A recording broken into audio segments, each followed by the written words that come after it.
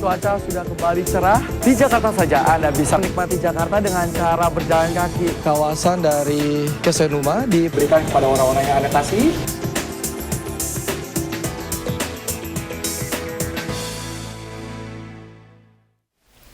Ya pemirsa, seperti minggu lalu segmen Kacamata Michael kali ini masih menyoroti masalah banjir. Betul. Dan ternyata pemirsa ada satu perbedaan yang terjadi dalam fenomena banjir Jakarta dari tahun ke tahun ya Michael. Betul. Ica dan pemirsa, tahun ini bedanya sebagian korban banjir Jakarta punya pilihan. Nah, mereka bisa pindah ke rumah susun yang sudah lengkap dengan perabotan. Namun kalau bicara soal pindah memang ternyata sulit membuat mereka sadar betapa pentingnya pindah dari tempat langganan banjir ya. Ya, nggak semudah itu ternyata membujuk mereka ya Michael. Betul. Ya. Beberapa waktu lalu saya sempat mengikuti langsung bagaimana Wakil Gubernur DKI kita yaitu Basuki Cahayapurnama meminta sebagian warga DKI untuk bersedia pindah. Tapi memang tidak mudah.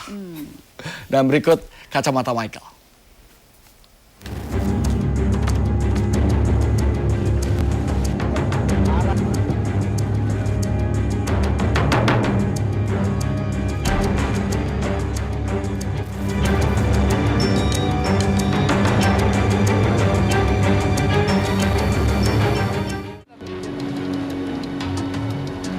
Banjir datang, warga pun mengungsi. Semua kalut, panik, dan tak terkendali. Salah satunya di posko pengungsian Pluit, Jakarta Utara. Dalam penanganan manajemen banjir yang sekarang ini, menurut Bapak sudah cepat dilakukan atau lamban? Kalau pihak manajemen relawan cepat, tapi ya Pemda kayaknya lambat ini Pak. Udah terlanjur 4 hari baru ada penanganan ini. Di bagian mananya yang lamban ini? Terutama adalah pemetaan sebetulnya, karena yang pertama kali yang diperlukan sebenarnya mereka harus, dari pemerintah harus bisa mapping langsung daerah di mana yang kondisinya paling parah dan itu mana yang harus diprioritaskan dan sebagainya, itu pemerintah harus bisa bikin mapping itu, sehingga walaupun itu nanti semuanya tidak dilakukan oleh pemerintah sendiri, mereka yang akan bantu dari setiap organisasi ataupun lembaga ataupun perorangan, mereka bisa melakukannya dengan baik berdasarkan mapping yang dilakukan oleh pemerintah. Di mana sang pemimpin? Saya pun mengikuti langkah Ahok, Wakil Gubernur DKI Jakarta untuk memastikan ada solusi yang sudah dipikirkan. Jadi yang masih mau ngotot tinggal di sana, jangan minta uang untuk memperbaiki rumahnya. Pasti habis selesai banjir, roboh semua itu semua barang. Tak mudah memang karena para pengungsi sudah sibuk mendekati Ahok.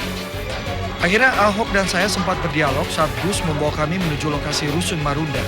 Kira-kira apa langkah strategis ke depan? Lihat itu udah kita lihat dari kemarin-kemarin.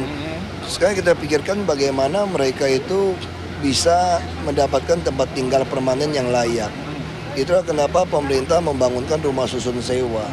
Sekarang rata-rata kan sewa di tempat yang bahaya. Bukan hanya di Waduk Pluit, di beberapa tempat juga begitu. Udah sewanya cukup mahal, sedangkan rumah susun kan paling mahal juga 300.000 sebulan. Dengan kondisi luas, mungkin mereka sewa 1 kamar, ini di rumah susun bisa 2 kamar. Nah kalau properti menjual apartemen kan ada istilah Anda cukup membawa koper saja kan. Kalau ini Anda cukup membawa badan saja. Kami sediakan sampai baju, sampai sembako semua, sampai TV, kulkas kita kasih. Ada keberatan dari mereka Pak sejauh ini? Nah, saya juga tidak mau memaksa. Kalau seperti ini masih tidak mau ya saya tidak tahu lagi bagaimana harus menolong mereka. Tapi kami juga akan tegas. Daerah-daerah yang akan menghalangi air atau waduk, kami akan bongkar dengan segala konsekuensi. Kalau kita udah kasih penawaran begitu baik, Anda tidak mau, itu beda. Kalau habis banjir, kami nggak mau kasih lagi isinya. Jadi kalau mau sekarang, ya sekarang. Anda Ambil lagi atau udah sama sekali? ambil atau sama sekali kita nggak mau bantu.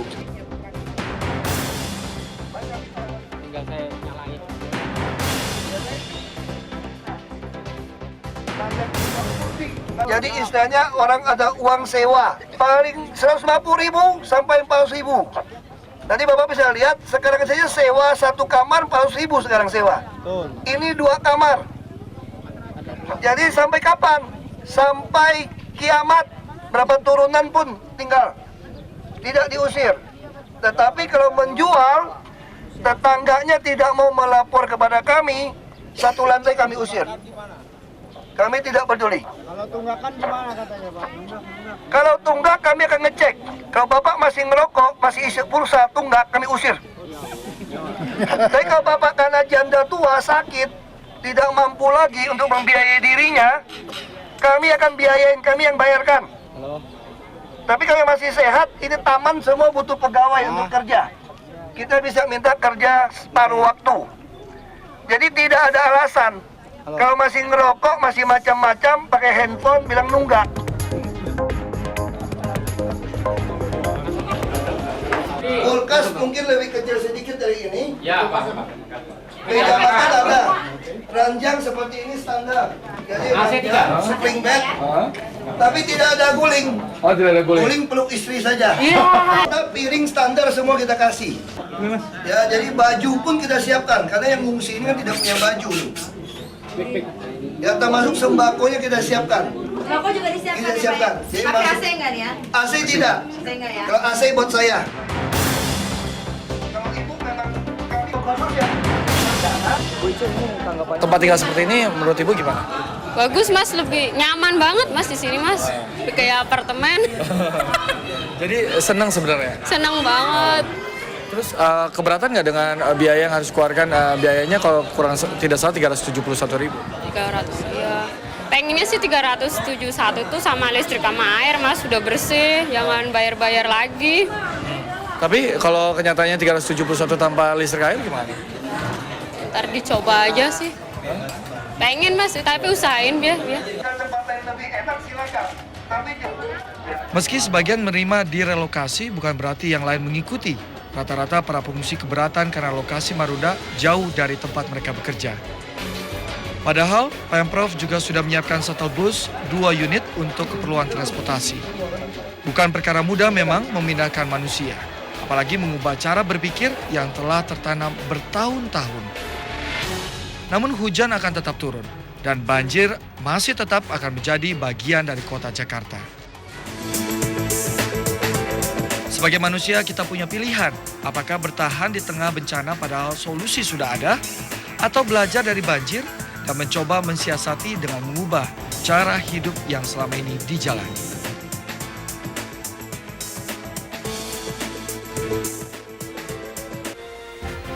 Semua ada pilihan, tergantung kita bagaimana kita memilihnya dengan bijak ya.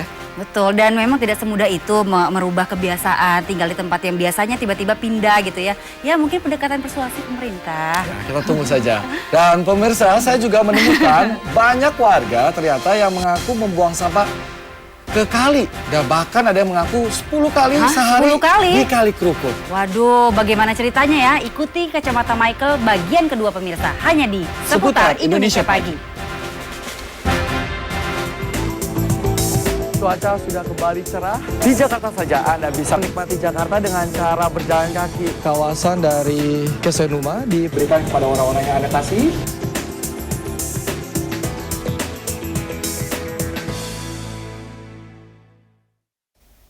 Pemirsa, banjir yang merendam sebagian wilayah Jakarta tak bisa begitu saja disalahkan karena cuaca. Betul. Dan beberapa waktu lalu, Ica dan pemirsa, saya mendapati masih banyak ternyata warga yang dengan kesadaran penuh membuang sampah ke kali.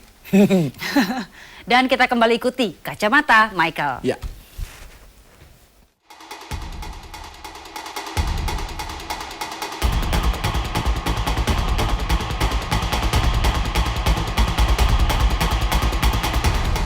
Pemirsa, meluapnya air Kali Krukut disebut-sebut menjadi salah satu penyebab terjadinya banjir di kawasan Jakarta Utara dan Jakarta Barat. Nah, saya akan ajak Anda untuk melihat sendiri bagaimana kondisi Kali Krukut itu. Nah, Anda bisa saksikan bahwa Kali Krukut ini dipenuhi dengan begitu banyak sampah, mulai dari plastik, kemasan-kemasan mie instan, dan sebagainya. Dan ini tidak hanya terjadi di dalam Kali Krukut itu sendiri, tapi juga di sekitar dari Kali Krukut. Sebenarnya menjadi pertanyaan bagaimana sebenarnya masyarakat di sekitar Kali Krukut berperilaku. Nah, kita akan sama-sama cari tahu.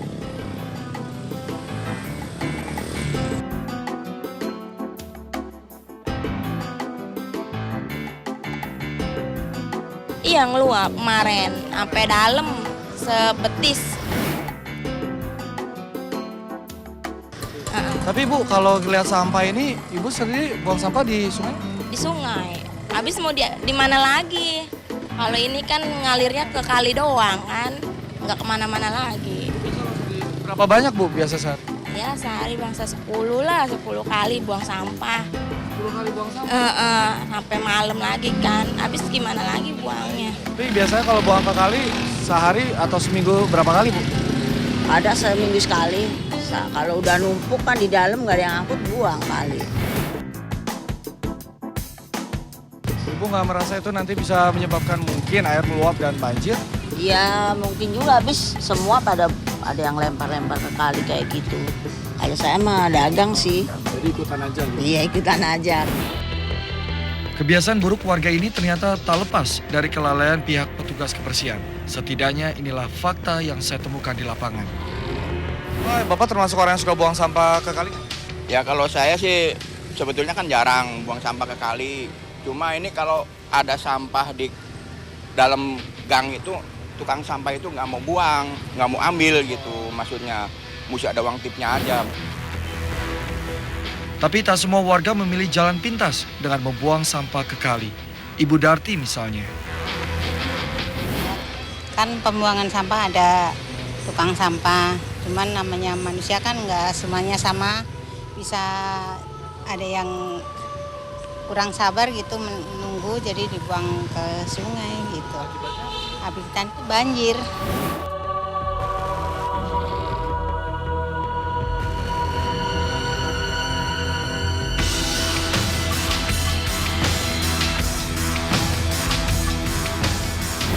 Pemirsa, mungkin kita tidak pernah sadar, sekecil apapun tindakan kita bisa berakibat pada diri kita sendiri. Musibah banjir Jakarta tentu mengajarkan kepada kita banyak hal. Selain tanggung jawab dan kewajiban dari pemerintah yang harus lebih ditingkatkan, ada yang lebih penting, yaitu bagaimana sikap kita terhadap alam. Perlu Anda ketahui bahwa alam tidak pernah membalas. Alam hanya mengikuti bagaimana perlakuan kita terhadapnya. Demikian Kacamata Michael, kita akan jumpa lagi dengan topik berbeda. Sampai jumpa.